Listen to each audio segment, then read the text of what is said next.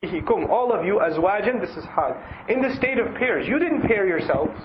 You didn't create a pair. You didn't create woman. Man didn't create woman. Woman didn't create man. We created you like this. This is not your own manufacturing. This is being given to you. You're not even capable over your own creation. Your own gender you're not capable over. Your own spouse you're not capable over, the spouses that you've been created in. So you've been created in two different genders. And this is again the creative power of Allah as manifest even on the rebel himself. The kafir himself who's listening to this. He knows even that I've been created in pairs and I'm not the one who was in charge of this. I didn't design this myself. Then Allah Azza wa Jalla goes forward and goes to the person himself. He says, وَجَعَلْنَا نَوْمَكُمْ سُبَاتًا. And we made your sleep. Naum is sleep, deep sleep. You know how Allah says in Ayatul Kursi, لَا تَأْخُذُهُ سِنَةٌ وَلَا نَوْمٌ. Sina is slumber, like sleepiness, drowsiness, and naum is deep sleep. Right? So Allah says He made your deep sleep subata. Now sabata sha'rahu, for example, a phrase in Arabic means the person cut off a lock of his hair. Okay? Or if you say sabata sayra, when you cut the string. Literally, this subat means that cuts off. It cuts off. So Allah speaks of night as something that cuts you off. What does it cut you off from? First of all, it cuts your body off from what? Your soul. Your soul departs from your body. Right? You're not in charge of this. It leaves you and you're not in charge of it. Then it cuts you off from your daily affairs, your work, your business, your concerns, your tasks. Everything is cut off. You're cut off from your family. You're cut off from your affairs. You're cut off from everything in life as soon as you hit deep sleep. It's like you're dead to the world. You don't exist for those few hours. Nothing you do matters at that point. Because you're not relevant to the world when you are asleep. You're cut off. You're cut off. And this is actually very important because it's a foreshadowing of what Allah will talk about in a little bit that's coming in the surah, which is Resurrection Day. And because on Resurrection Day, one of the most essential features of Resurrection Day is all human beings will be cut off. They will be cut off from one another. The way that is depicted in Surah Al-Baqarah, Allah Azza wa Jalla says, وَتَقَطَّعَتْ بِهِمُ الْأَسْبَابِ. All of their relationships will be chopped off. And in the surahs that are coming, we will read, يَوْمَ يَفِرُّ الْمَرْءُ مِنْ أَخِيهِ وَأُمِّهِ وَأَبِيهِ. The man will run away from his brother, from his mother, from his father, right? وَصَاحِبَتِهِ وَبَنِيهِ. Similarly, we found in Surah Al-Ma'arij before a similar passage. So this is the kind of cutting off that will be permanent.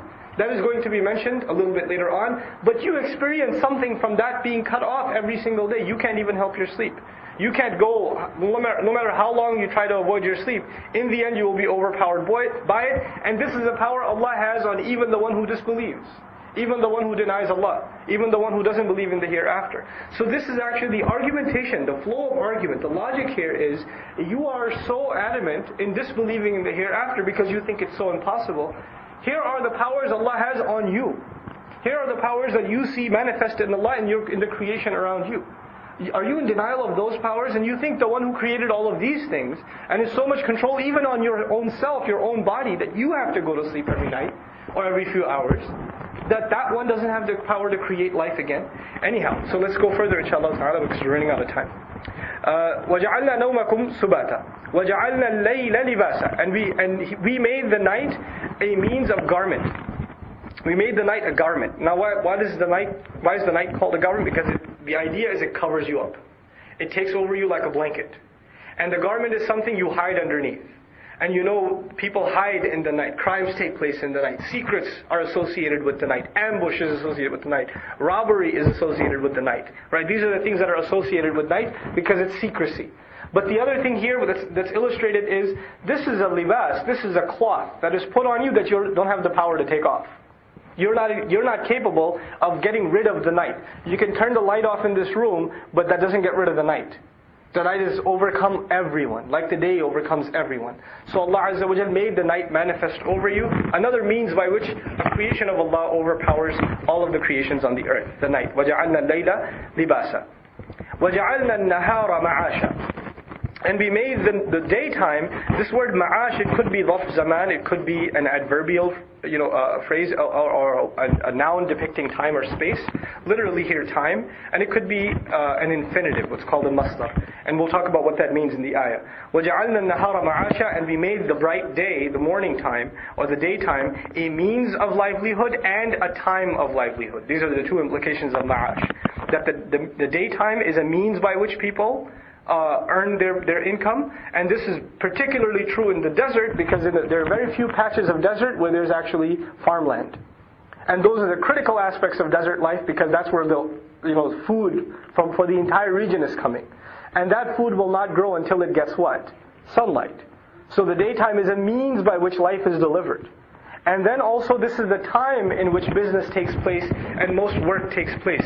It's in the daytime. Even today, in the most modern of times, the stock market opens up in the morning and closes at night. It's the when you get a job, it's the normal average job for people isn't the night shift, it's the day shift. Most people work in the day. So this is the time for which that is installed for earning one's income and getting ma'ash, a means of livelihood. Then Allah speaks finally, وَبَنَيْنَا فَوْقَكُمْ سَبْعًا شِدَادًا, and we constructed, built above you, سَبْعًا شِدَادًا. فَوْقَكُمْ here, if you look at the other ayat that just came, in all of them there was some implication, if not indirect of the human being. وَجَعَلْنَا اللَّيْلَ لِبَاسًا, we made the night as a means of garment for who? For us. A means of earning, the day a means of earning wealth or earning livelihood for who? For ourselves. So it always comes back to us and our powerlessness over even the creations of Allah, and how dependent we are over other things that Allah has created for us. So now again, here, وَبَنَيْنَا, Allah didn't just say, وَبَنَيْنَا سَبْعًا شِدَادًا, we constructed 7 intense skies, or 7 intense, powerful, flawless heavens. Rather, He added فَوْقَكُمْ. We constructed above you. We constructed above you these 7 heavens. And this bina, this construction, the idea of construction, again a comparison to human ability. Human beings construct things too. Now compare whatever you've been able to construct as human beings to what Allah has constructed. Sab'an shidada, subhanallah. See, this constantly we're being put in our place. The idea of these arguments is the human beings being put in their place. You don't deserve to be talking like this about the hereafter. You need to know your role. You need to know how meek, how powerless you really are.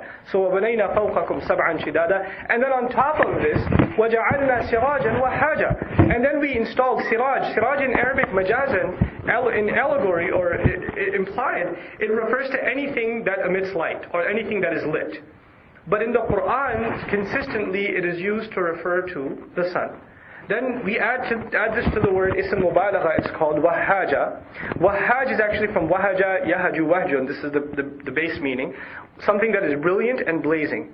And then add to it wahaj, the form that's used in Arabic is that which hyperbolizes. So an incredibly brilliant, blazing lamp we installed for you. So of all the things, all the fires you're going to be able to kindle on the earth, all the chandeliers you'll be able to create, what is going to compare? What is going to compare to this creation of Allah subhanahu wa ta'ala? Again, an illustration of the powerlessness of the human being. At the same time, an illustration of the creative power of Allah subhanahu wa ta'ala. وَأَنزَلْنَا مِنَ الْمُعْصِرَاتِ مَاءً ثَجَّاجًا. This is a very beautiful ayah of the creative power of Allah. He says, and we sent down مِنَ الْمُعْصِرَاتِ. A'sara in Arabic, or i'sar, the masdar, it means to squeeze. To squeeze. And this is referring, one opinion is this is referring to the winds. The winds come and they literally squeeze the clouds, and then the clouds drip what? Rain. So that's one image that's being presented, that the winds, they end up squeezing the clouds. Like, and i'sar is used in classical Arabic for a cloth that is drenched, and you twist it, you squeeze it, and water comes out. Also, i'sar is used for the clouds that are full of water that can't hold anymore and end up dripping. So these are the two implications that we sent by means of the mu'sirat, by means of these squeezed, or the clouds that get squeezed by winds, or the clouds that are drenched in water. Ma'an thajjaja, water that is thajjaj. Thajj, literally, it means overflowed or heavy, profuse kind of rain or flooding. So we sent this intense kind of water supply that, again, human beings can't compare to. Rather, we know that water is a means by which human beings are either overpowered, either by the overflow of it, or by the lack of it. When Allah doesn't send it, it can create death and famine, and when Allah sends too much of it, it can create death and famine, or death and destruction, right? Flooding. So Allah Azza wa Jalla again illustrating His power over the human being. And now you will find a change in tone of mercy of Allah subhanahu wa ta'ala, and how many favors He has given to you. لِنُخْرِجَ بِهِ حَبًّا وَنَبَاتًا. So we may derive or extract by means of it, the he here, the lamir referring to ma, to water. So by means of the water, so that we may extract habban wa nabata. Habban is used for all kinds of grain, all kinds of wheat, all kinds of crop, and nabat is used for all kinds of grass or vegetation. So all kinds of, basically the sustenance of this earth. The earth, if not for vegetation, if not for plant life, then there is no life on this earth. Because whatever we consume in the end consumes plant life. Right? So anyway, لِيُخْرِجَ بِهِ حَبًّا وَنَبَاتًا وَجَنَّاتٍ أَلْفَافًا. And above and beyond that, Jannat specifically, lush gardens. Alfaf is the plural, it could be argued, of Lafif, though there are other opinions also. Lafif means that which is wrapped around. So the idea is gardens in which the trees and the branches and these plants, they are intertwined among each other. They're so intricately connected to each other. It seems like they're tangled among each other. This is وَجَنَّاتٍ أَلْفَافًا. Plants so close together and so lush that you can't tell where one ends and the other begins. Right? That's Jannatin al-Fafa. That's the imagery that's been presented. Now, after all of this explanation of creative power, this was the second paragraph, by the way, the second lesson of this surah, to compare human ability or human inability to the creative power of Allah subhanahu wa ta'ala. Go back to the first paragraph, what was the whole problem? The whole problem was a denial of the hereafter. So now it's coming back to that problem. Now that you've been put in your place, now we can talk about that which you were asking about or being sarcastic about. Allah Azza wa Jalla says, إِنَّ يَوْمَ الْفَصْلِ كَانَ مِيقَاتًا. No doubt, the day of al-fasl. Al-fasl in Arabic is fasl literally means to take two things that are together and to separate them so much that they're clearly apart from one another. And this is one of the descriptions of the Day of Judgment. The ulama comment that it's called Yawm al-Fasl, the Day of Separation, or the Day of Clear Distinction, because for one, on that day, truth will be separated from falsehood. And in this dunya, people say some truth and mix it with some falsehood. This is what the mushrik did. It's not like he said, I'm not going to believe in Allah. He believed in Allah and other things with Allah. Right? So and the people even who do bad, they say at least we're doing some other good. They mix good with evil. They mix truth with falsehood. This is a day when all of this will be separated. A person will be separated from his false hope. A worshipper will be separated from his false gods and the hopes that he placed in them. A tyrant will be separated from his power. Right? All of these things that are together now will be separated. Allah Azza wa Jalla speaks in Baqarah about followers being separated from their leaders. Right? The people, if تَبَرَّأَ الَّذِينَ اتُّبِعُوا مِنَ الَّذِينَ اتَّبَعُوا, the people who used to be followed will disassociate themselves with the people who used to follow them. Right? So anybody who used to follow trends of, nowadays are kids or whoever, they're following the trends of their friends in school or celebrities on TV and things like that. On that day, they will want nothing to do with their fan base. They'll walk away from them. I want nothing to do with them. That's their own doing. I have nothing to do with them. So, and similarly, the elders, we follow sometimes our family traditions. We'll go into haram to keep up with family tradition. Because our family does things this way. That's why we have to do it this way. On that day, none of this will matter. Your uncle or your grandfather or your cousin for whom you wanted to show your face and engage in riba or do this haram business or have that inappropriate gathering, they won't care for you on that day. They'll walk away. They'll walk right off. So anyway, إِنَّ يَوْمَ الْفَصْلِ كَانَ مِيقَاتًا, and probably perhaps the most graphic depiction of that fasl that Allah Azza wa Jalla describes is that on that day the mother will be separated from her child. Right? That's probably the most graphic description of al-fasl on that day. May Allah save us on that day. Inshallah ta'ala, we'll try and close with this ayah because it's almost time for salah, right? So I'm going to wrap some things up about this ayah and we'll conclude. Bi-idhnillah. Allah says, إِنَّ يَوْمَ الْفَصْلِ كَانَ مِيقَاتًا. This day of separation, this day of parting, this day of clear distinction between two things had already been appointed. Miqat is what's called Zarf Zaman. This time was bound to come. It was a fixed time. It was like clockwork. It had to happen. Right? Like the hour has to strike. If you notice all the things, or many of the things that Allah spoke about, the creation of pairs, the growing of plants, the sun, the night and the day, things that have a fixed time. Things that have an appropriate time for them. Just like that, this life also has a zawj. It's paired with something. What is it paired with? It's paired with the next life. It's got a time too.